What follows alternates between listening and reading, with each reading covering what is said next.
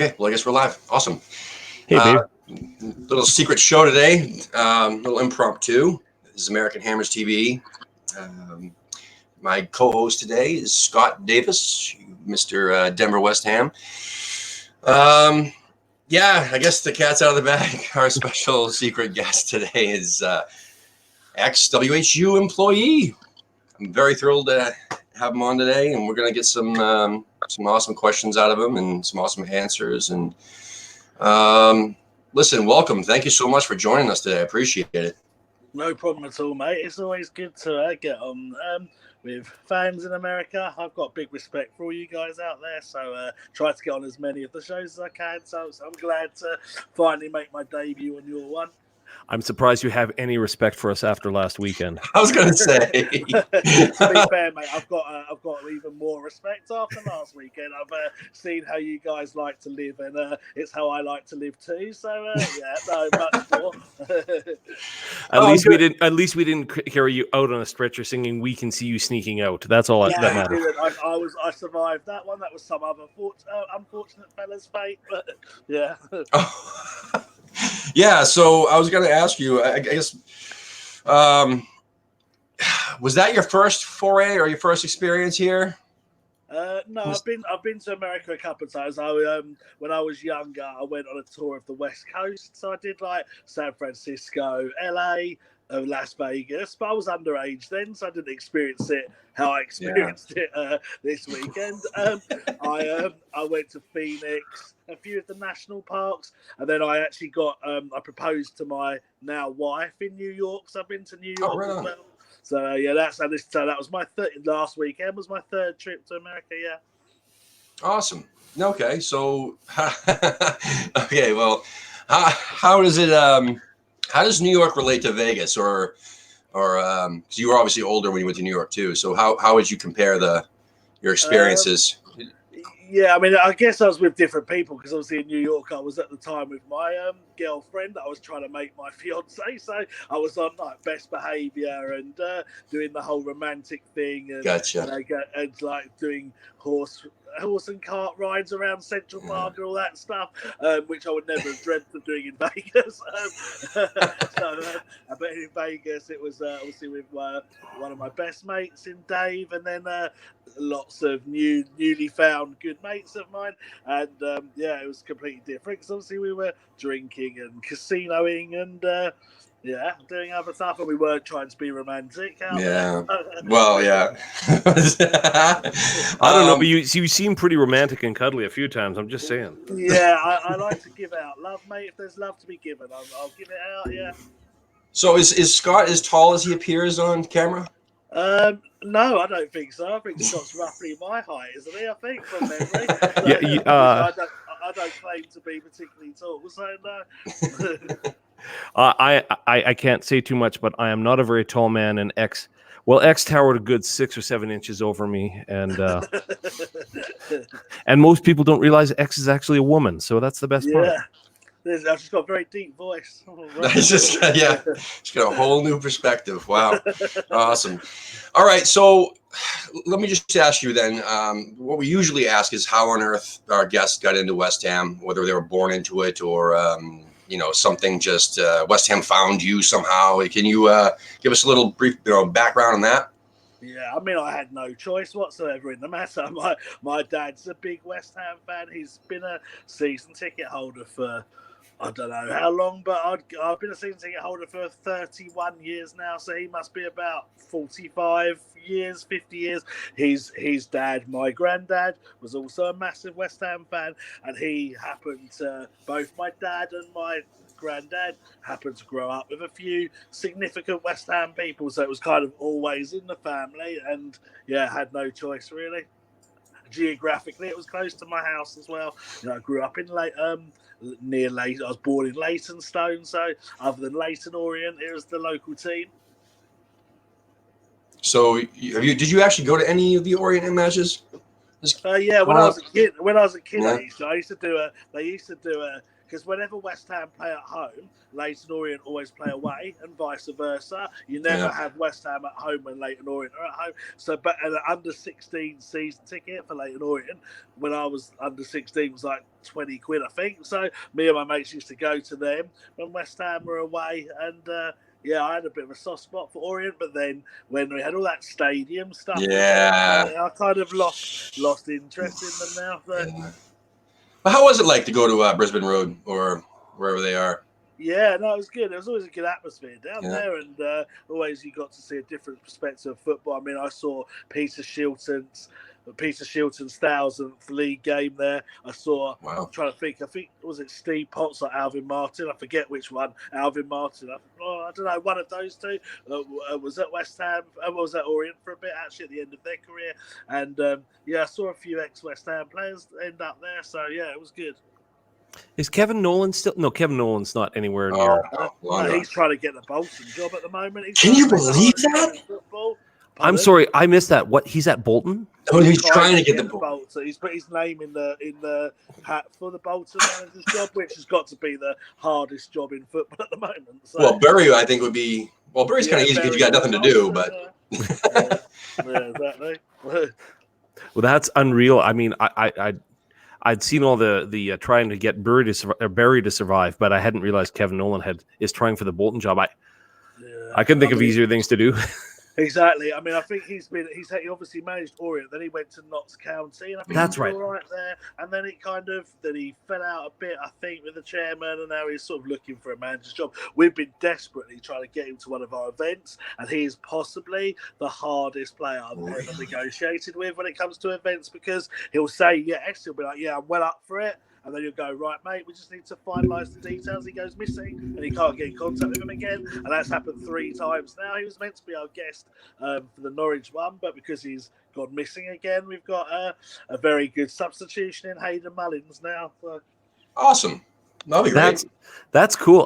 One of the things that, I mean, I've appreciated, specifically Tim is doing a great job of this, is hunting down some of the former players and getting a chance to listen to them. I haven't done as much listening to that as I could have on yours and Dave's podcast. But the last one with the guy who started out in Jamaica, and I'm completely blanking. There was the first one I really listened to end to end, and I loved it. It was probably one of the better interviews, and it's not somebody who I know well, but I really appreciated the stories you guys pulled out of him, and a little bit of kind of like some of your thoughts and some of Dave's thoughts, and then how he also related back to some of the coaching staff. So it was really cool. Yeah, he was a good one. I mean, he was quite shy at first, but by the end of the interview, we got some answers out of him. I think Jimmy Walker's a great one to listen to if you haven't heard that one. That was really good. Hayden Mullins' one was good. We did one with Harry Redknapp not that long ago. That was a good one as well. So, and I think sometimes as well, some of the more interesting players, like you say there, Scott, are the ones that you don't necessarily know that much about. So we had like Neil Finn on, who played 1 game for West Ham. Yet his story, and Darren Blewett, who never actually got on the pitch for West Ham, their story of how they came so close but didn't quite make it is as fascinating as someone that played 200 times for the club or whatever. The thing that I'm going to go back, I'm going to go back and listen to the Harry Redknapp one. I got into a fairly heated discussion with your mate Dave there about Harry Redknapp, because I'm not a fan. He went off and said, no, you don't. Basically, Dave gave me a lecture, and I respect that from Dave. It's like talking to Dave. At the end of those many times. But he's basically telling me, go back and re-listen to it, because you obviously missed something. So I have a full evening ahead of me of just sitting around doing nothing. So I think I'm going to pull up Redknapp and kind of give it a listen. Exactly. Yeah, me too. I don't know how I missed that one. That's bizarre, because I've literally listened to all the others you mentioned. Yeah, we had Zav on for about 10 minutes, but he was on his way to an interview with the job he has now, and he just pulled in to pulled into the spot and had to go in and had to leave us, and I had no idea. So we got 10 minutes of Zav on our show. But he was nice. He's a lovely fella, but he was, a very busy chap as well. Are you surprised at the number of former players that are suddenly landing jobs, not just within the context of West Ham, but we met Jonathan Spector, who I don't know well. I know a little bit of his history and stuff, but he ended up with Atlanta United with Jack Collison this week. Yeah. Are you It's like, surprised? it's Does like that a sort of old boys network in a way. You know how they say that about like private schools or whatever, where you kind of look out for your own. I think that's kind of in a way, like obviously a working man's version of that, like with West Ham, because it's such a unique family to be part of, and it is the West Ham family. Like everyone looks out for each other. Like when Jack Collinson got the job at West Ham, that was through Mark Phillips, who's the coach Mhm. there, and then through Mark Phillips and Jack Collinson, they got Carlton Colin, and then he got Zavon Hines in. So there's like a kind of a domino effect, and I think it's all about networking. And because, as I say, everyone that's been associated with West Ham is so passionate about the club. And you have to understand West Ham. I think if you played for West Ham, you understand West Ham, unlike people that haven't, and that obviously goes a long way when appointing new people. Yeah. Yeah, that makes sense. Yeah. No, the thing that I'm finding interesting is how many players are starting to crop up, not just within the West Ham world, but in other parts of the world. Like, I mean, I've suddenly got a soft spot for Atlanta United, and I know that if you're a big Yeah, sure. MLS fan, I forgive me. I don't follow the MLS a lot, but Yeah. knowing they've got Collison and Spector there, and they're actually Jack just took a bunch of kids over to the UK for a tour, That's so right. it'll And be good. I bet you there'll be some other link at some point. We'll either play them in a friendly, maybe, or one of our players will go on loan there, or something like that. There'll be continued cooperation between the two clubs now, I reckon. Well, that's where Almiron came from, right? From over in Newcastle. Yeah, that's right. He did. Yeah. And they seem to be one of the better. As I say, my MLS knowledge is not great, but they seem Same to be here. one of the stronger teams. So. Same here. I barely even know all the teams. Yeah. I live here, but Yeah. it's a different ball game, man. It's like I don't know. It's like futsal and indoor soccer. It's just two different games. Yeah. Yeah. I had to play futsal. You have to play futsal if you're where I'm from. Yeah, like it's minus 40 most of the year. You gotta play indoor. Yeah, that's true. I actually been involved with coaching futsal, and it is a brilliant game technically to play. Like, I mean, it really develops skills. And there's a guy that plays for Wolves now, and I've forgotten his name. He's on the Wolves bench. It's an interesting story about him. Like, he never quite made it through normal football academies. He went on to play futsal. He got in the England team for futsal, and then Wolves signed him, and he's now on Wolves bench. And technically, he's meant to be their best player because of the skills that game teaches. Sorry, I'm not laughing at you. I'm laughing at our friend Lena sending me pictures. Really? Blind? What type of pictures? No. She and I have an agreement. We have rules. No, she's sending me. She loves to send me comedy things. She realized we're on. She's not gonna be able to join, but she had to make fun of me privately, which is good. She's moving on. Interesting. Yeah, moving on. So back to football. Jesus are you surprised? We're early in the season. We're 3 games in, and VAR has become a bit of a pain point in some places, but not for us. Are you surprised by that? I think it's basically backed up what I always thought as a West Ham fan, because we haven't had a decision go against us as far as I remember in the 3 games, and we've had decisions go for us. And I always felt as a West Ham fan we were hard done by refereeing decisions. And I think the fact that, as I say, it's been that way round probably backs up that feeling was true. I think I'm personally not enjoying it at the moment, and I think there needs to be a serious review of the system. Yeah. But if I was to think of a selfish, it's actually benefited West Ham more than it's hindered. So I guess in a selfish way, it's a good thing. Did you see the Spurs game this morning? Apparently there was a shout for VAR on some tackle on, and I haven't seen it yet, on Harry Kane in the box. Yeah, there's a shout for, and it didn't come through. What exactly. Was it right? I watched the last half hour, and it was in. I didn't see the bit before it, but I did see that incident, and it was a really close one, because basically the Newcastle defender started to fall over, and as he fell over, he took out Harry Kane, and there was definitely physical contact, but he didn't mean it, obviously, and it's a difficult one. I can see why it could have gone either way. Technically, in my opinion, it was a penalty, but VAR said it wasn't, and apparently the instruction is they've got to, if the referee doesn't give it, the instruction is they've got to try to err on the side of his decision. Apparently, so Okay. I don't know how true that is, but I kind of like that. I had been a chance to talk a few times in the past, and I did a column on VAR for Green Street, and I'm a big fan of the idea of VAR coming from the hockey world, but it took 10 years to get it right.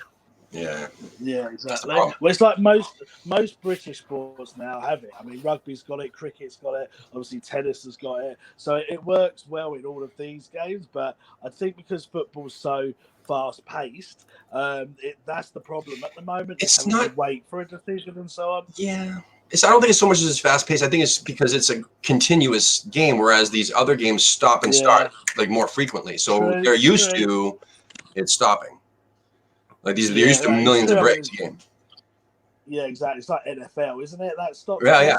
So it doesn't really affect it. And I mean, they've just got to speed up the decision process. That's what it is. Yeah, revamp it. But I guess it's going to take time. It probably wasn't perfect in the other sports when it first came in. And look at goal line technology. No one even questions that now, and that's been quite quick in its introduction. So hopefully VAR will go that way. But at the moment, it definitely needs reviewing at the end of the season, I think.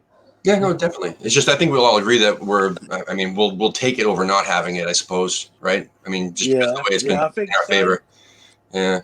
Yeah. So what else? What was your first match that you can remember going to? I mean, you probably said this a million times, but for our American Hammers viewers, what's the first match you remember going to as a kid?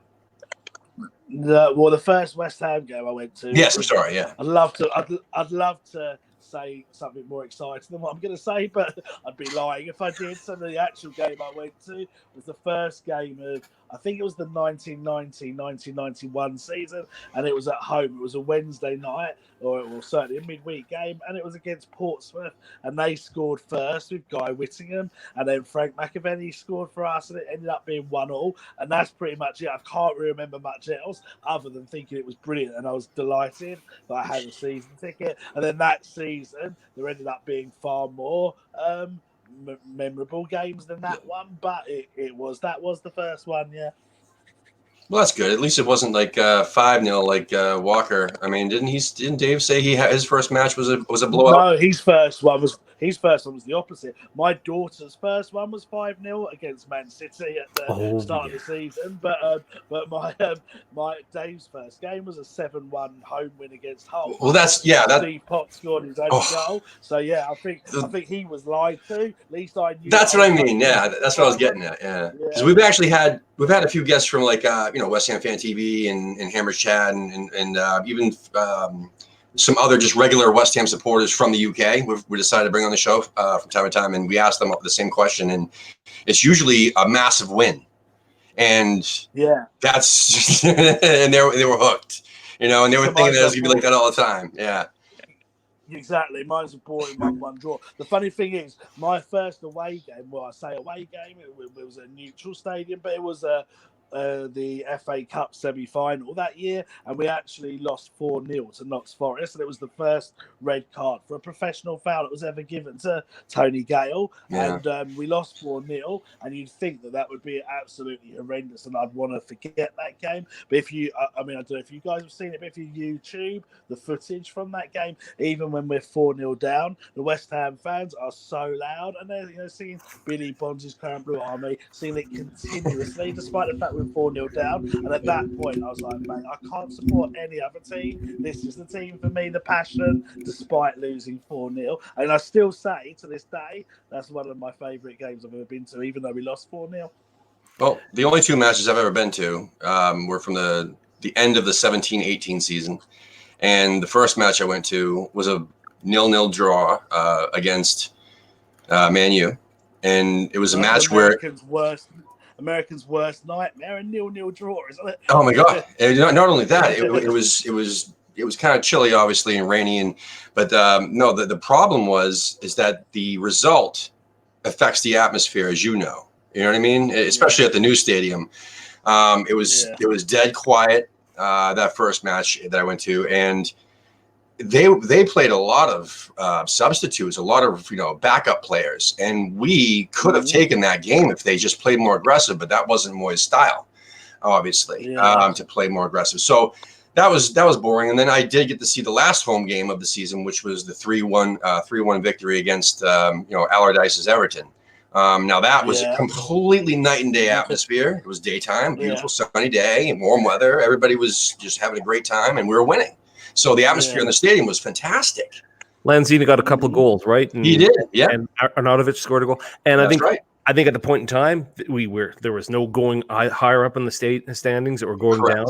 So I think the coach just basically said, go out there and express yourself. And they had a great day out there, and it looked like fun. Yeah. You know who you need to envy though is Brad, the Hollander from New Orleans. Yeah. Unbelievable. See, 8-0. He's been there for 3-1 against Man U. He watched a 3-1 win yesterday. He's watched 3 or 4 matches, and we've won every one. I think we need to take up a collection to keep Brad in New Orleans. Seriously. Right. We'd win the league if he came to every game.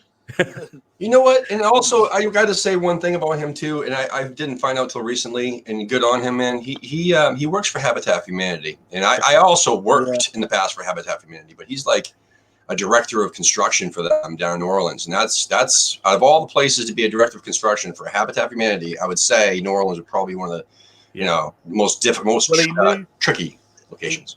He moved there after the was it a flooding or hurricane or something that they had down there? Yeah, when they had that big disaster, he moved down there to help out. So a lot of respect for him. And he's just sorry, X, go ahead. No, go ahead, X. I was going to say we met a lot of top people in Las Vegas. Honestly, I'm not just saying it because obviously some might be listening. Genuinely would say that to anyone that asked me, and he was definitely right up there. He's an absolute diamond geezer. That bloke. He is absolutely a sweetheart. Had to go out and have a supper with him one night. Just a sweet guy. And then when you realize why he's doing what he's doing, that's quite the character. I don't know if you know this. He got a chance to meet Noble yesterday. Awesome. I was there, mate. I was there. I was with him. I was being cautious, X. We were with him. So we basically we met up with Baz afterwards. I had my daughter with me. That was her, and so we met up. Baz's niece and him, my daughter and me, and Brad's his name, isn't it? Yeah. And, we went and met all the players. Met Declan Rice, Noble, Sanchez. Wow. Who else was there? Fornals, Balbuena. I think that was it. Antonio. He walked off of He walked off of the Yarmolenko shirt. He did. Yeah. Credit to Baz. It was Baz that sorted that out for him. So, big shout. Baz is fantastic, man. He's always been great. Father Christmas. Yeah, when it comes to West Ham, Baz is like Father Christmas. Like, if you want a gift, you speak to Baz, and he more often than not delivers. So, I can't say too much. It doesn't show up here. He decided that I needed a better shirt than what I had, so I've got a shirt with 21 signatures from last year on it behind me now from Bass. He said, "Oh, you've got a shirt with." So he said, "Oh, you've got 5 signatures here. Have this one. Here's 20." And you're like, "I didn't ask for it. Just a good guy." Yeah.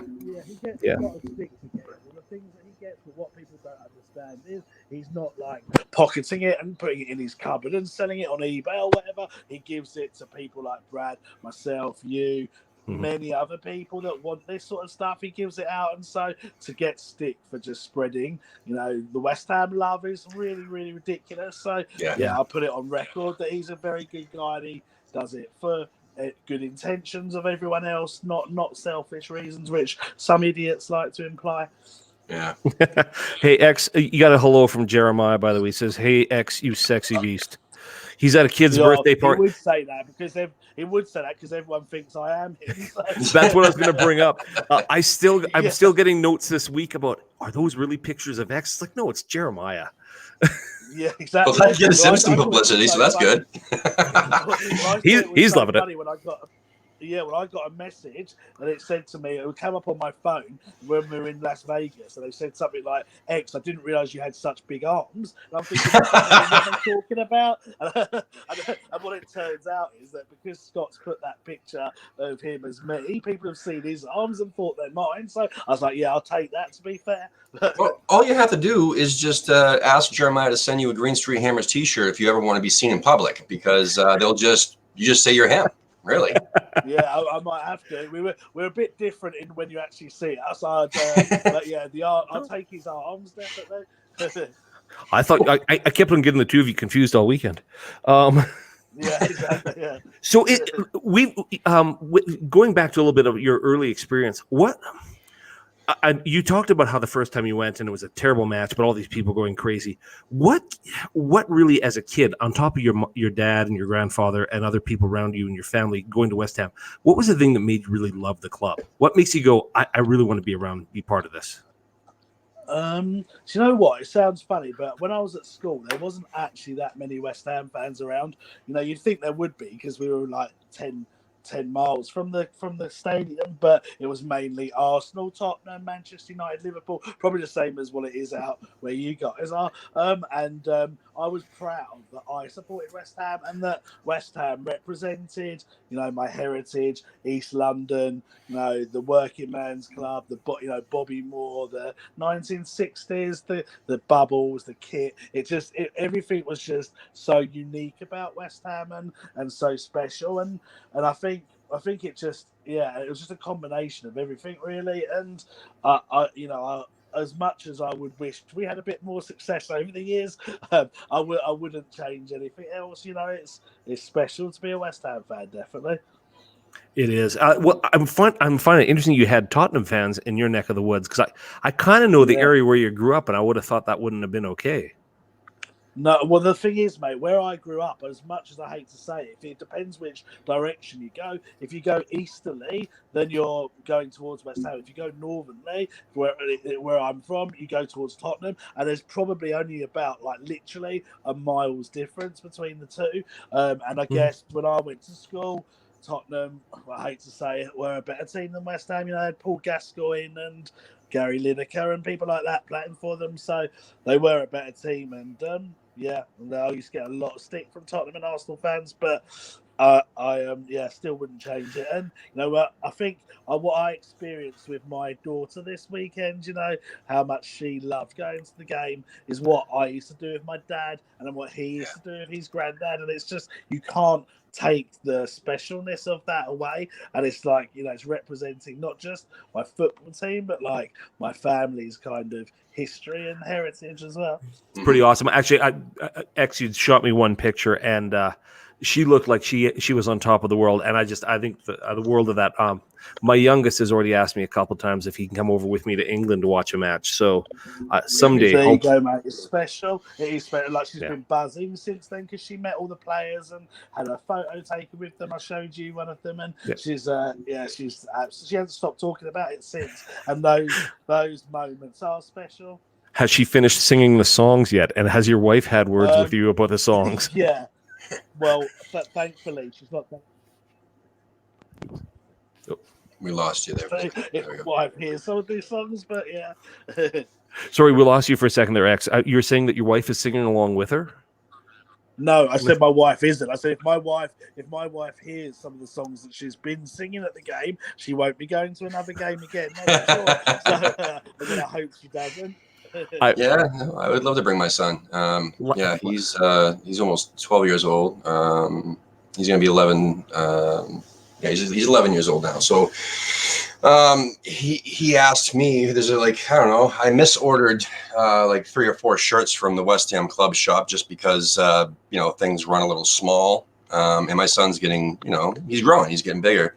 And he asked if he could wear those shirts that don't quite fit me anymore, even though they're a little too big on him, to 5th grade over here. And, because he said there's one kid in his class that's going to be in his class again this year.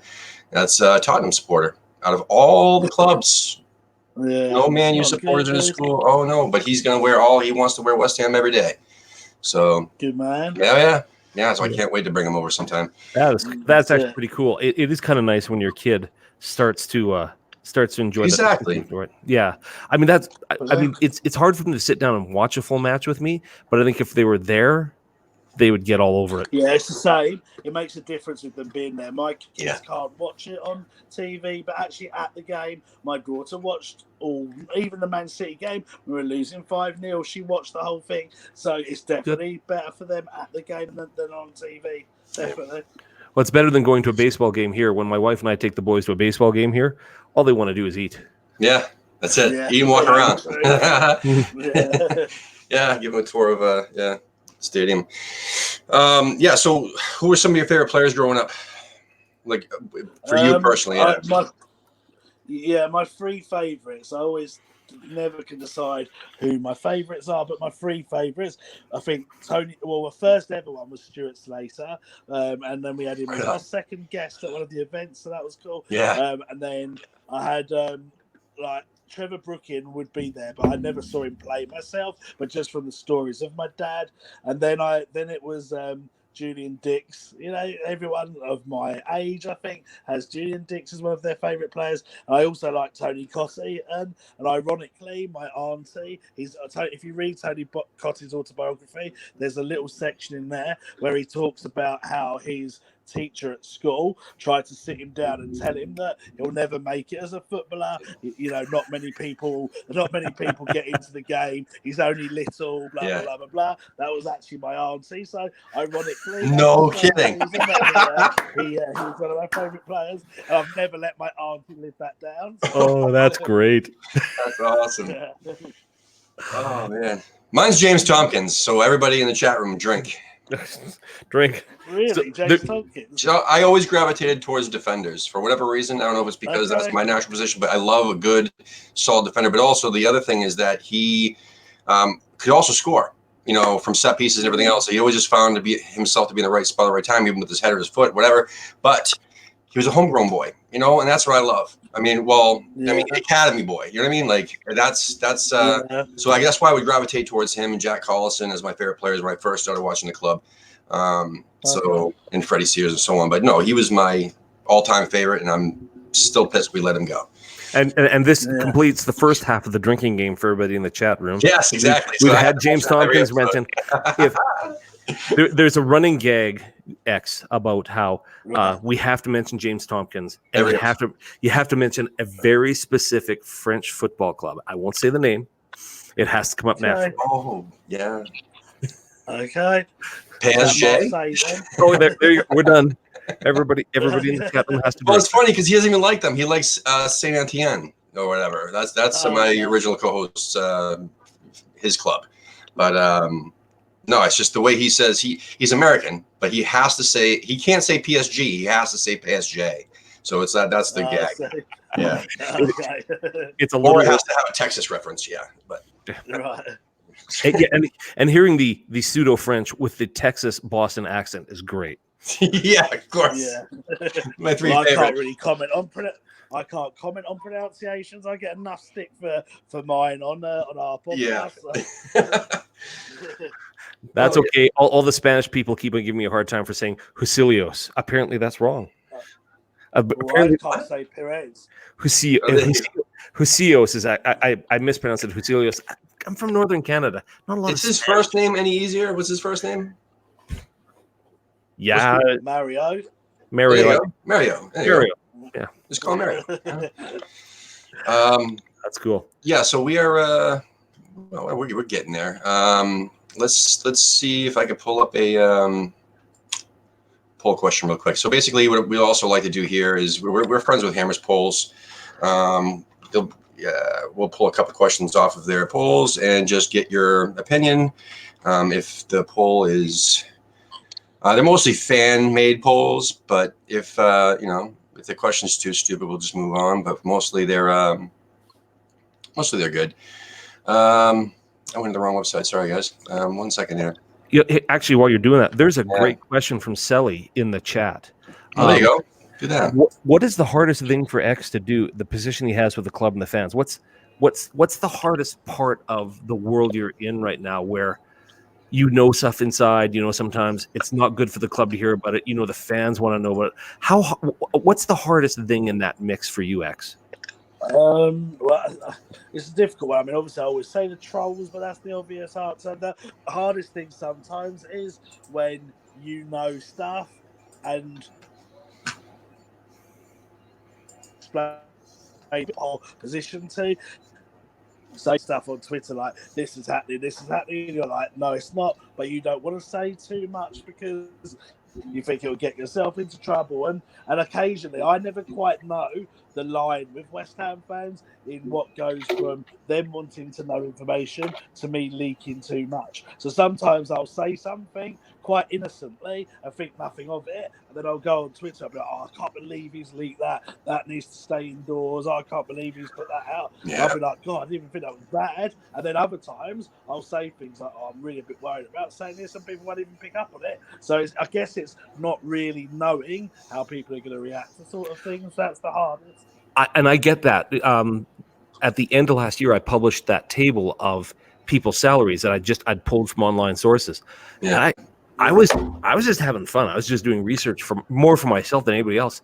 And the amount of grief I got from people like, how come you're posting this? It's like, all I really did was gather a bunch of stuff that was out there. Well, your problem is that you posted it in the absolute most vile, most evil dwelling of, I don't know what you call it, Twitter. Twitter is the most just negative people who would love to just do nothing but say something negative, man. It's a necessary evil in our fields, I guess you'd say, or whatever our mediums, whatever we want to do. But I'm telling you, man, I got grief by putting like my own personal opinion, saying, "Hey, let's sign or let's bring back James Tompkins or something like that," just for jokingly after one of our early episodes. And I'm telling you, the amount of people that messaged me saying, "Hey, you should stick to baseball or snooker, or you should." You're not even a real West Ham fan. You don't even know what you're talking about. All this stuff. I never got so much grief on Instagram and Facebook as much as I've gotten on Twitter. It's ridiculous. But listen, dude, there's nothing wrong with that. It should be public knowledge. I mean, over here in America, everybody's salaries, no matter what sport it is public knowledge, right? Yeah. I think. God. No, you're up, X. Well, I think that this is the thing. Like people make a big deal about things that they shouldn't be out there, but you don't have to look far to find out, like you did, Scott. I'm sure you don't have to look that far to find this information out. So I don't think people actually realise that. I think some people are stuck in the 1980s or whatever, where it was like very much newspapers and nothing else was out there to get your West Ham news. Now, if you just look for a few forums or internet pages or whatever, you can find this stuff now. Or Reddit, I think some people haven't moved with the times and stuff. That's what I think the problem is. No, that's true. And oh God, but like Reddit, even, I mean, you can find pretty much anything. But here's the other thing. But a lot of people don't even realize that all those salaries don't really mean anything. I mean, because a lot of these players are making a hell of a lot more money in sponsorship deals. Exactly. Match bonuses. And exactly. Stuff. Yeah. Mm-hmm. So it's not really that accurate. You know what I mean? And that was the point I was trying to make. I was trying to say, look, here's the base salary, and I had big bold notes at the top. This does not include, appearance fees, bonuses, acceleration costs, everything. What I did find interesting, and this was an X. I was not trying to get into your zone. The amount of people said, "Oh, do you want a copy of the contract, or do you want this or that?" And there was a few people who would like, number one, I don't know who you are, and why would you have a copy of the contract? Seriously. And you're like, that whole is worrying. Yeah. And that whole as an ITK, I pride myself on being able to get news, but I mean, to be able to get random people with players' contracts, I mean, that is legally worrying that they are able to do that. And that was what was making me nervous. I was like, if I get this, am I liable for something? So it's like, how do I block this person really quick? I mean, there's one or two people who I know around the club, not that I'm an insider, but people I kind of know a little bit, who said, hey, you got this slightly wrong, get that slightly wrong. That was fine. When somebody says, oh no, here's all the performance clauses and all this stuff, it's like, could you please not tell me that? Exactly. You call my bluff. Yeah. Yeah, all right. Let's get some of these Hammers polls done. I think we're gonna do like 2 or 3. It's just real simple. I mean, we're gonna each give our opinion on a random question, I guess, that's current. So basically 15 minutes ago, actually probably about 20 minutes ago now, Hammers polls put out 3 games in. Who's been your standout performer so far between Allaire, Lanzini, Antonio, and Rice? X, start That's with a you. tough one. That is a tough one. I mean, Allaire's obviously impressed. Allaire's only played 2 of the 3 of those games, but he impressed me in both those games. Even in the Man City one, I thought he played well. Lanzini has done bits here and there. Obviously, got the penalty, but I think there's more to come from him. Antonio had a massive impact against Watford. He's the reason we won the game, I think. And Rice is just steadily consistent as always. I don't think he's hit by his standards his very best yet, but he's just still consistently good. That's a tough one, that is. I think I'm going to go for Antonio, purely because I think he massively influenced the game against Watford. He influenced it against Brighton as well, so I think I'm going to go him. I'm with you, actually. I vote for Antonio on this. What was funny is I was a bit bored last night, so I went and played back the game from yesterday and then the Brighton game from the week before. And you made the comment how you think Declan hasn't hit his stride yet. There was a couple of times where I can clearly see Declan Rice ball watching. He's watching the game. Now, hang on. I want to be clear. He's ball watching from relatively the right position. But I don't think he's quite got himself back to the form he was in towards the end of last year, where every time he was on there was just amazing. So for me, it's Antonio. I agree. I mean, he's world class in my opinion, Declan Rice, and I don't think his performances have been world class yet. Don't get me wrong, by most players' standards, he's been very, very good, and I thought he played well against Watford, but he's just not hitting the high bar that I have for him just yet.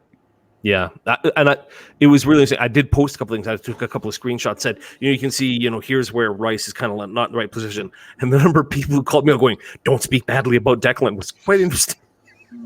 Yeah, I'll say Antonio as well, just because I think he's one of those physical specimens. He's just built like an ox. He makes the runs. He's got the pace. He's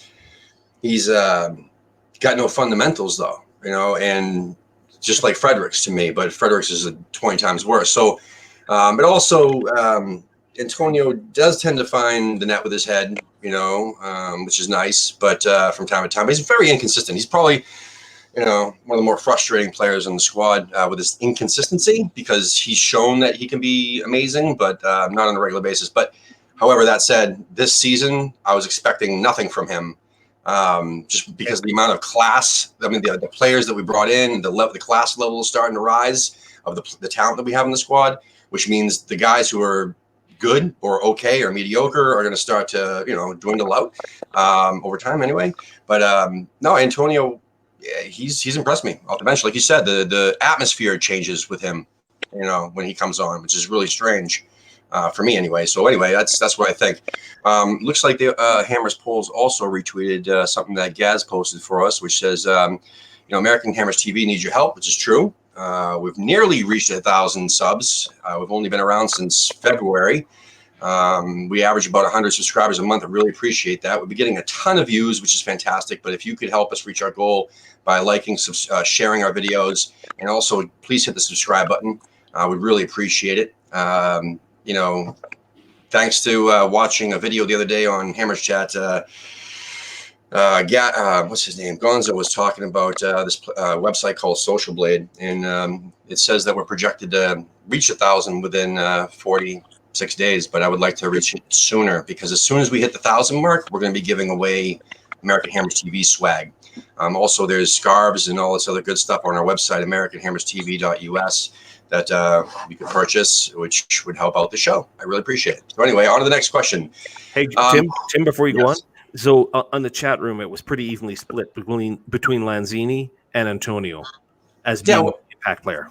Yeah, I guess it's tough because Lanzini played more minutes, obviously, but I could see that, and he did show some pieces of brilliance, which he usually does. But since his injury, since he's come back, it hasn't been like 90 minutes of wow, what he can do, and which he will at some point once he gets in the rhythm again. But, the team is finding their rhythm, which is nice. Each game they're slowly moving forward, so hopefully we'll see that against Norwich. But anyway, who starts against Newport? Noble, Wilshire, or a youth player? State who? Well, that's tricky. I'm in mixed minds with this because I think we need to treat cup competitions seriously. Yes. And so with that in mind, then you would say Noble because he's the one that had the impact against Watford. But I'd like to see Wilshire get some game time again because I want him to get back up to scratch, and I also want to see Connor Coventry get some minutes in central midfield because we've not seen him. He's played in the cup games here and there, but he's not really had his chance yet. And I think Connor Coventry is a big player for West Ham going forward. So I think I'd probably have Noble on the bench purely because he just played against Watford. He just came back from injury, and I'd have. In central midfield, I'd have Coventry with Wilshire, I think, or Snodgrass maybe. So I found it really interesting that apparently Pellegrini's not going to let Holland go until after this game. He can't go out on loan. Do you think Nathan's going to make a? Do you think Nathan Holland makes an appearance? Yeah, well, Nathan Holland trained. I mean, this is a one bit of ITK news, I guess, for your show, which I haven't tweeted out today. Nathan Holland and Connor Coventry trained with the first 11 today. Awesome. So with that in mind, that would suggest that they're both going to be in the squad tomorrow. Well, on that note, though, what happened? I mean, obviously, we haven't get to speak to you, but Holland was training with the club in the preseason. Like, what did Pellegrini not see what everybody else has been talking about, or is this he was overhyped? Like, Pellegrini really rates him. Oh, good. And rightly so. He should do because he is a very talented prospect. I think the problem that Nathan's got is that even until recently, he had Dean Garner ahead of him. He had Antonio. He had Yarmolenko. That's even possibly Snodgrass. That Fornals can play on that wing. So I think his problem is that he's just got a lot of competition for his position. But I think Nathan Holland needs to be given a chance. I think fans will be impressed with him if he plays to the potential I know he can play to. I mean, I've known Nathan since he joined West Ham pretty much, and I've seen quite a lot of him, and I'm telling you, he is the real deal. He just needs the experience. I mean, I think I've said it to him myself, he's a little bit lightweight, but he's worked on that a lot. He's been in the gym, he's been bulking up a bit, and I think he deserves his chance. I mean, if he's not going to play against Newport, he might as well go on loan somewhere because he's not going to play any other time, is he? So I think he should play. I would play him and Coventry and Johnson. They're the three youngsters that I would play. So. Do you think there's any chance that if we do well in this match, that they stick around? Or do you think they'll go out on loan? I'd like to think they'd keep them because I like to believe that you reward players that have played well, and if it doesn't matter how he plays, he's going to be loaned out anyway. Well, then there's no incentive there. I think he needs to be kept around, and also we know what it's like as West Ham fans. We'll have an injury crisis in a few weeks' time, and we'll need them. So I think I would keep them there definitely. All right, thank you. Yeah. When we had Jack Collison on the show, he said the same, everything that you said about Holland, and that everybody else has been saying. And he also got like firsthand, experience with that. And he was shocked as well. I mean, he says that kid's the future. If we can bulk him up, but also just let him play here. I just hate sending players out on loan, especially people that you think could actually be something for the club, because when you go on loan, I mean, I hate the thought of risking injury. It's somewhere else. I don't know, but Dean Garner's doing great, and Yeah, I think with Dean Garner, I think it was the right move for him to go on loan because I don't think at West Ham, I think he would have done what he did last year. He'd have came on as a sub, done all right, but not really done that much. And Dean Garner's a confidence player. I think if he goes to West Brom and has an amazing season for them, toughens up a bit, gets kicked around a bit by some Championship defenders. Yeah. I think long term it will do him some good. But because Coventry and Holland and Johnson haven't really had their chance at the first team, unlike Dean Garner, I think they do need to be given a bit of a crack just so that they can see how they get on. And if there's things that they need to work on, then sort out some loans for them then. But look at Declan. Declan never had a loan, and look how well he did. So. Exactly. And I mean, you got to think about it. If Sanchez doesn't get hurt last year, and I hate to see anybody get hurt, does Declan get that chance last year? And I don't think he does. Probably not as much. So right. Are we kind of waiting for somebody to go through the typical West Ham injury crisis so one of these kids can bloom? Well, it does happen every year. We just never predict who. Yeah, fair. Hopefully not, though. So one last poll here we have before we get into the final old rapid fire questions. This is does Yarmolenko start the next game, the Premier League game? Yes or no? For you personally, I mean, not the end. You don't have to do the end. Like for you personally, if you were Pellegrini, would you start Yarmolenko over Antonio? It's a difficult one because Antonio, I've said that about every question because they're good questions, but Antonio's had such an impact that in theory, he should be the one that starts, but is he having an impact because he's coming on as a sub and the players are tired and his pace and power is too much for them? So it's a tricky. I thought Yarmolenko did better than most people have said. When I looked at I agree with you. There was a lot of negative comments about him, but I don't think it was that bad. So I would go with the same team against Norwich that started against Watford, and if need be, then you bring Antonio on. And I'm good with that. Nick Stamper and I had a bitch fest a couple of weeks ago where we talked about how we don't want to start Antonio, even though he's really good. We love him as that Swiss Army knife coming off the bench.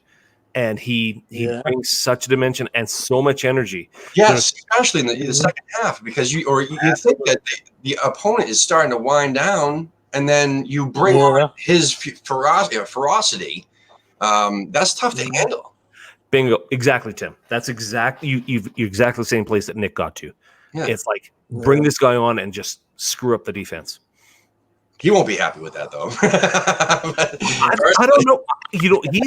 He's had such an impact, and he's been so much part of the team by doing that.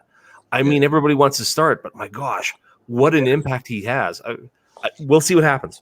I'd say start the same team too. It's just Yarmolenko needs more minutes, and he's clearly not 100% fit. I mean, just look at him. I mean, he's mouth breathing, and Antonio does all the time too, but he pushes himself too far. But anyway, no, there was some serious glimpses of insane passing skills and just field awareness or pitch awareness, and with Yarmolenko, that I was really impressed with, even though, I mean, he didn't have the best game, but at the same time, he didn't have a bad game, I don't think. But anyway, let's get into these rapid fire questions. So basically, we got it's supposed to be 10 questions, but it's actually 11. But they're really quick. So basically, you just give us the answer that you feel off the top of your head.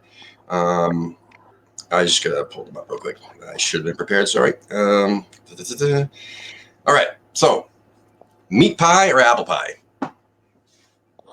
Meat pie any day of the week. Any particular kind, or?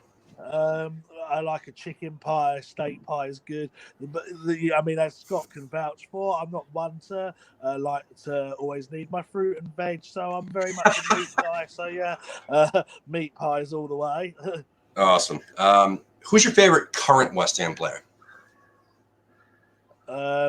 It would be between. I don't really like to have favorite players, but if I had to pick, I would go between Noble and Rice, probably.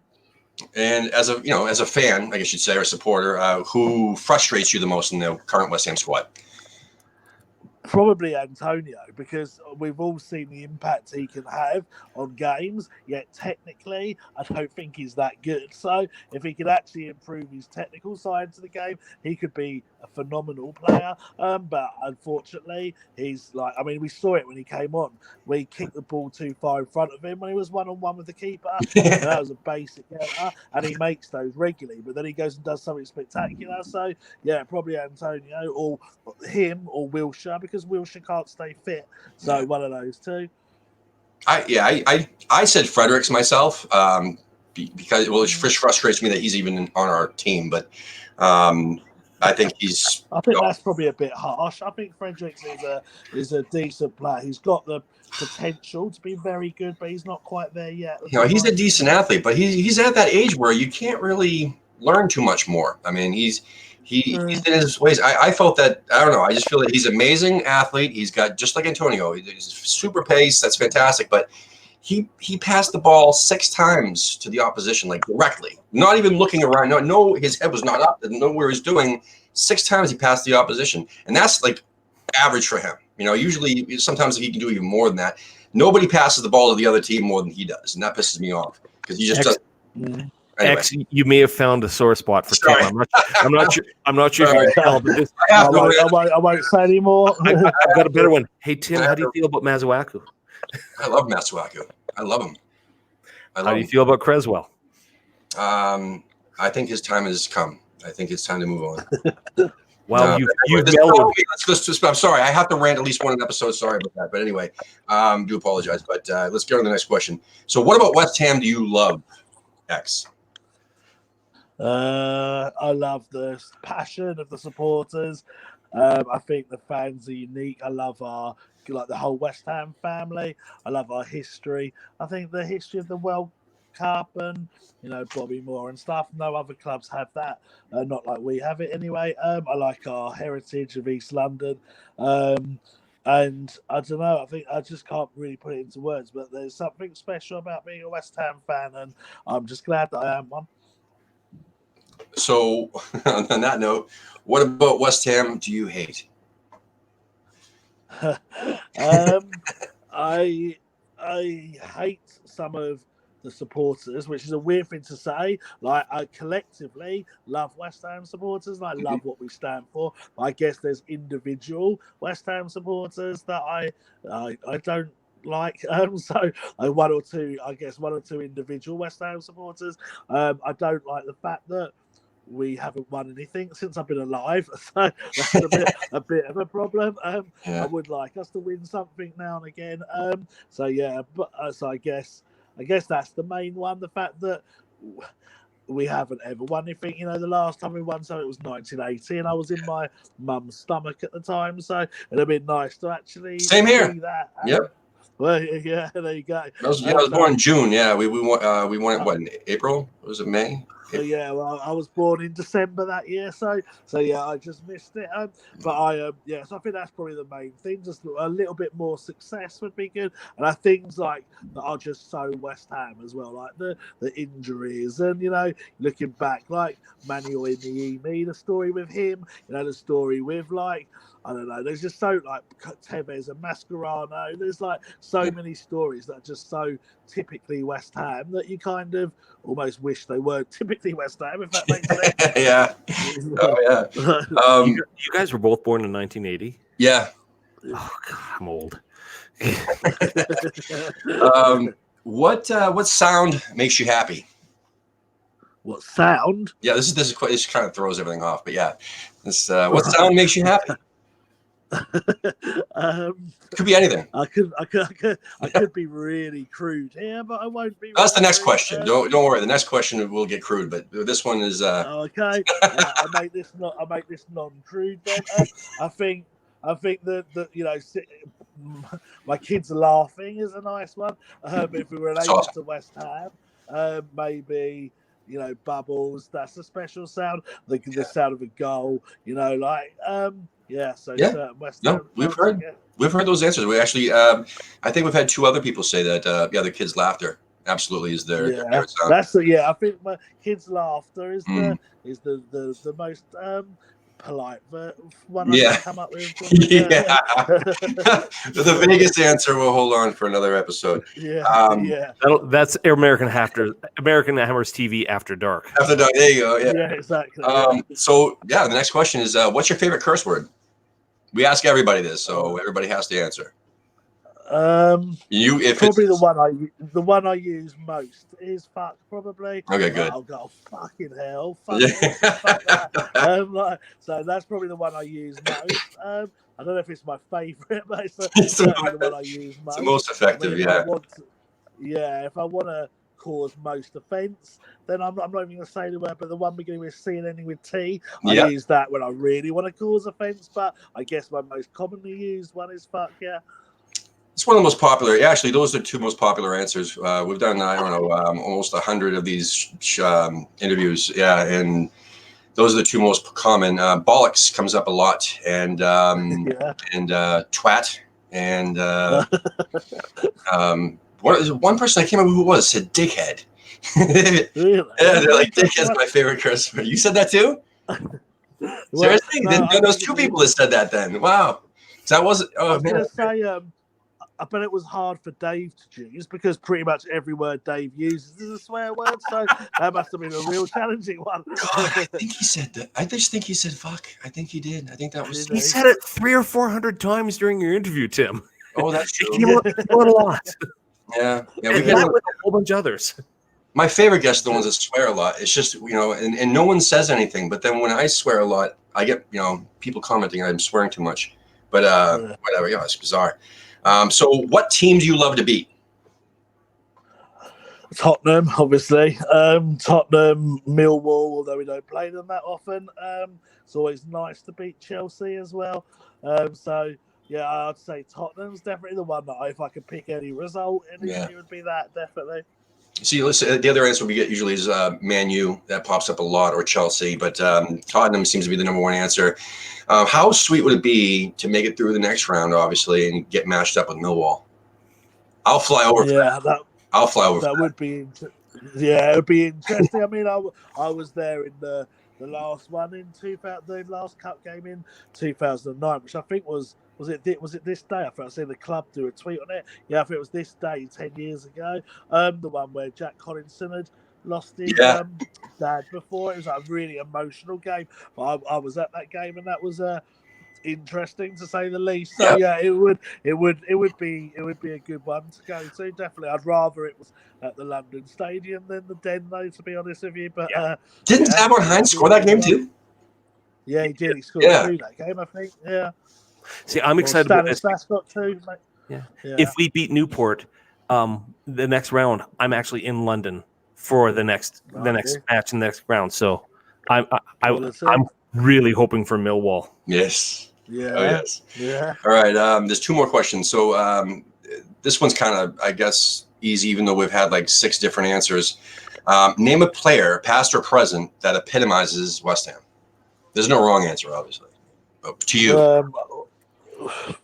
I think Mark Noble's the obvious one. Mark Noble, Billy Bonds, someone like that. Yeah. Someone that plays with their heart on their sleeve, is proud to play for the shirt, has that association with the fan. So yeah, I think Mark Noble's the current one that I would say, definitely. Awesome. No, that's those are some of the better answers. Yeah, we've also had Paulo Di Canio, we've had Scott Parker, we've had Sir Trevor Brooking. Sir Trevor Brooking comes up a lot. Yeah, it does. Yeah, I love that man. Final question is, if you could take a time machine back to experience anything to do with West Ham United, when and where would it be? I'd like to go to the 1980 Cup final. I think the fact that West Ham were like in the equivalent of the Championship then, so they were the massive underdog to then go and beat Arsenal, who were one of the better teams at the time. London rivals. Trevor Brooking, the hero, scoring the winner. It looked like it was a lovely sunny day as well. I'd imagine the celebrations were amazing afterwards. So yeah, I think the 1980 Cup final, if I could choose any. Yeah. Well, thank you very much. I just got to pop this up here really quick. The gentleman who came up with these questions, his name is Wayne McMullen out of Dallas. He's the head of the Dallas Hammers. He wanted to comment for himself. He says, "Wow, these are brilliant questions." Ha ha ha. He came up with them for us, so I appreciate that, Wayne, as you know. But anyway, real quick, we do have an episode tonight. We're going to talk to Gary Perridge from South Carolina, the Holy City Hammers, and we're going to talk to Wally, aka Wally World, and get some more insight about the Las Vegas event from a supporter's perspective. I'm excited about that. I'm going to make the time to be on the chat. Cool. For anybody, and Tim, look, I know you wanted to be there, dude, and you have no idea how much I wanted you to have been there. I was gutted, man. Absolutely. I mean, having a chance, I think, to be honest with you, Tim, I really wish you would have had a chance to meet Dave and X. Me too. A couple excellent guys. Baz, a little iffy on, but No. I mean, we've had Baz on the show too. We've had Dave on the show. I first of all, we've had Wally on the show. We've had Gary on the show. There's so many people that we had on the show that were there that I was dying to meet.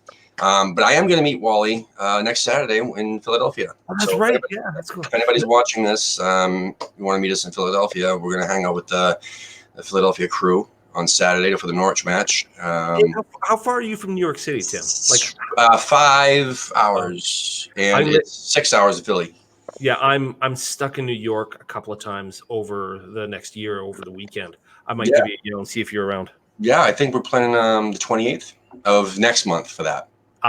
I will be in Europe for that one. Okay, then we'll go to DC then for that one. And then, because basically what we said was Lee and I were going to do Philly, Vegas, and New York City, 3 different trips, and then where is it? Christmas time, actually a week before Christmas, somewhere around there. I think we're playing Liverpool, I think. And I'm going to be in Tampa. So with the Tampa guys. That match got moved. Liverpool is playing in the world now. Yeah, the Club World Cup Championships or something. So they've got to move that one. Yeah. There's a guy actually in New York City who I had tickets set up. Have they moved it yet, or they just said they have to move it? They have to move the match. The match can't be played on that day. So and they have not said what it is yet. Yeah. Fuckers. I had a guy set up ready to go from New York City. I had tickets set up, and they moved the match. He's really bitter. Bitches, I know. Fucking, I can't stand that. But anyway, so that said, we do have a show tonight. We have a show tomorrow night as well. We're going to have a gentleman from Hamilton, Ontario. Finally, we tried to get him on a couple times, but just things happen. So we're going to have a gentleman from the Hammer City Hammers out of Hamilton, Ontario, Canada. This is Canada Week because Thursday we're going to have Dan Baldwin from Toronto Hammers. So that would be awesome too. Have you seen what they're doing? I know you've got your own stuff to sell, and trust me, everybody should buy some of the American Hammer shirt. I actually had to give mine away when I was in Vegas, Tim. Somebody liked it so much, I had to give away my American Hammer shirt, so I got to order another one. Awesome. The Toronto Hammers guys are doing a really nice shirt as well. I mean, it's pretty darn important for these groups to generate revenue to be able to support stuff. Yeah, Queen City in Charlotte as well. They're selling stuff too. So I saw their post as well. So yeah, absolutely support support the supporters. Tongue tied. Support the supporters clubs in America. There we go. So yeah. Anyway, we got somebody else on Wednesday. I forgot who, but we got a full slate, full week, and thanks so much for the guys that were on 2 p.m. Eastern time today. I had 2 Brits interviewing a Brit on American Hammer TV, which was awesome. Guy out of Philadelphia who's an expat, and then I had John Nolan, and then we had Steve Mothersoul, who's been a guest on our show, who's also going to be developing a podcast for us. We've had they interviewed Stuart Russell from. He lives in Birmingham now, but he's from the he's a West Ham supporter. Anyway, from the UK. It was fantastic. Great job. So thank you guys. Thank you, Scott, so much for helping facilitate this. And thank you so much for being on. X, what a pleasure, my man. Finally been able to chat with you. I've been dying to do this, so I really appreciate that. Thanks. No problem. It's great to talk to you too, mate. And thank you for having me on. Excellent. All right. Well, I'm going to end the broadcast and just talk to you guys real quick off the air. Okay. Come on, you irons. And just pretend X is doing this. Pretend X is doing this. I am doing it. Don't worry, I am.